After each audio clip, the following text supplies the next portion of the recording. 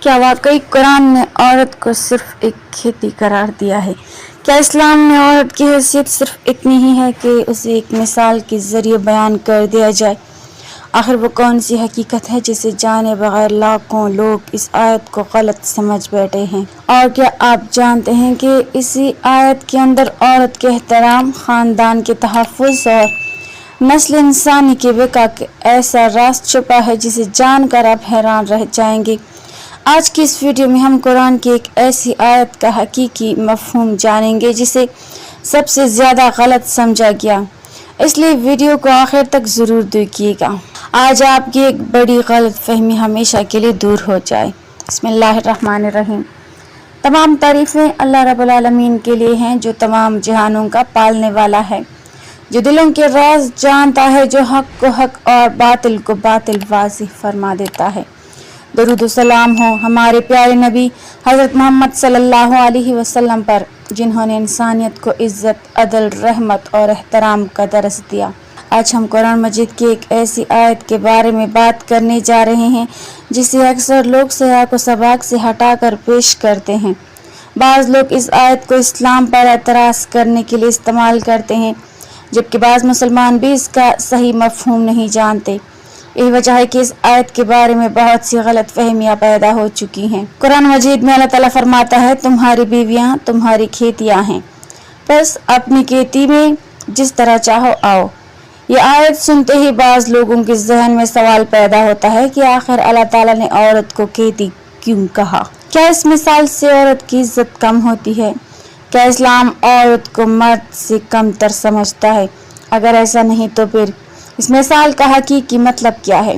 ناظرین، سب سے پہلے ہمیں یہ سمجھنا ہوگا کہ قرآن مجید کی زبان انتہائی بلیغ اور حکمت سے بھرپور ہے۔ قرآن مثالیں دیکھ کر گہری باتوں کو آسان انداز میں سمجھاتا ہے۔ جب اللہ تعالیٰ کسی چیز کی مثال دیتا ہے تو اس کا مقصد اس کی توہین نہیں بلکہ اس کی حقیقت اور مقصد کو واضح کرنا ہوتا ہے۔ ذرا غور کیجیے، ایک کسان اپنی کھیتی سے کتنی محبت کرتا ہے۔ وہ اس کی حفاظت کرتا ہے، اس کے لیے محنت کرتا ہے، اسے نقصان سے بچاتا ہے، اس کی نشو و نما کا خیال رکھتا ہے اور اس سے مستقبل کی امیدیں وابستہ کرتا ہے۔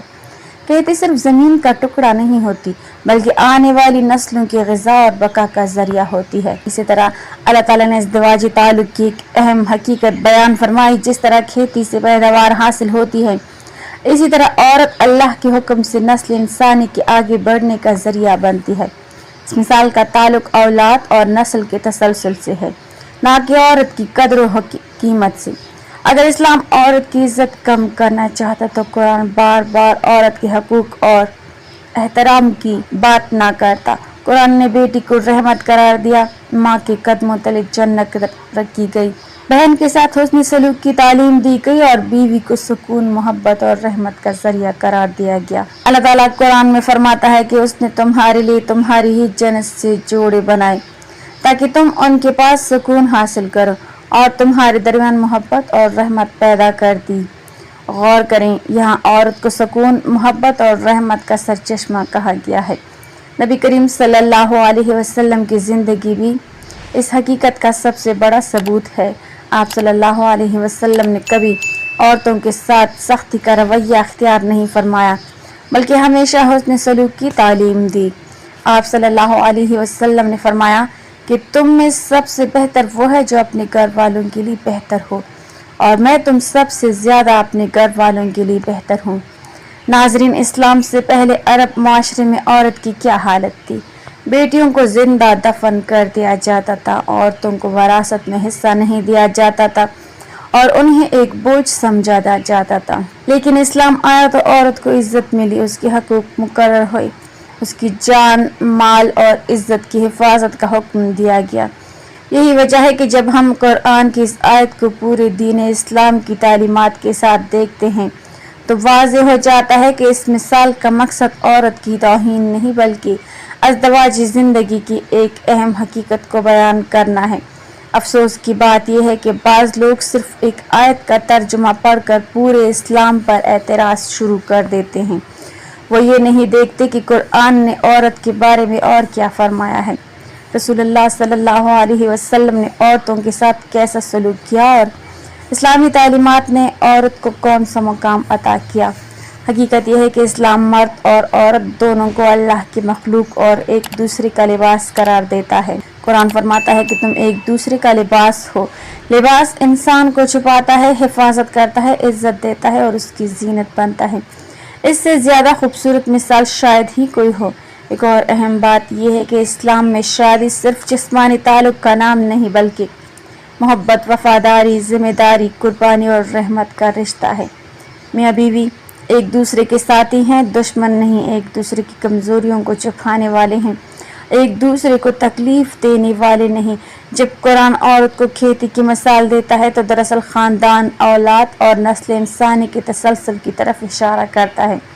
इस मिसाल का असल मकसद ख़ानदान की अहमियत को उजागर करना है, क्योंकि मजबूत ख़ानदान ही मजबूत मुआशरे की बुनियाद बनता है। नाज़रीन, आज के दौर में सोशल मीडिया पर आधी अधूरी मालूमात बहुत तेज़ी से फैल जाती हैं। इसी वजह से बहुत से नौजवान कुरान की बाज़ आयात के बारे में शुकूक व शुबहात का शिकार हो जाते हैं।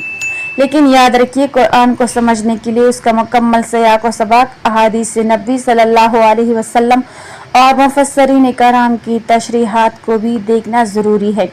जब हम ऐसा करते हैं तो मालूम होता है कि इस्लाम ने औरत को कभी कमतर नहीं समझा, बल्कि उसे वो इज़्ज़त दी जो उससे पहले दुनिया के बहुत से माशरों में मौजूद नहीं थी। आज भी अगर मुसलमान हकीकी इस्लामी तालीमात पर अमल करें तो घरों में मोहब्बत पैदा हो, ख़ानदान मजबूत हों और औरतों के हकूक़ महफूज हों। इस्लाम जुल्म, जबर और नाइंसाफ़ी की इजाज़त नहीं देता, बल्कि अदल, मोहब्बत और एहतराम का हुक्म देता है। लिहाजा तुम्हारी औरतें तुम्हारी केतियाँ हैं का मतलब हरगिज़ ये नहीं कि औरत की कोई हैसियत नहीं, बल्कि इसका हकीकी मफ़हूम नस्ल इंसानी की बका, ख़ानदान निज़ाम की मजबूती और अज़दवाजी ताल्लुक़ की हिकमत को बयान करना है। अल्लाह ताला हमें कुरान को सही समझने की तौफ़ीक़ अता फ़रमाए, गलत फ़हमियों से बचाए और हमें उन लोगों में शामिल फरमाए जो हक़ को पहचान कर उस पर अमल करते हैं। आमीन या रब्बल आलमीन। नाज़रीन, कमेंट बॉक्स में अल्लाह ताला के 99 नामों में से एक नाम ज़रूर टाइप करें।